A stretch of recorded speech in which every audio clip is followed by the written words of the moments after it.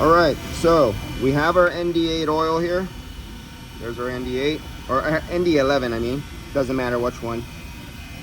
Here we have nitrogen coming out of the end of the hose. This is sealed. I don't know if you can hear it. I don't know if it hit the microphone or not. So you got nitrogen coming out of here. You don't want air to go in here. So you take off the seal. Do something like this. You don't have to be fancy. You don't have to have expensive equipment. Yes, it'd be nice to have different methods. But as you're pouring the oil out,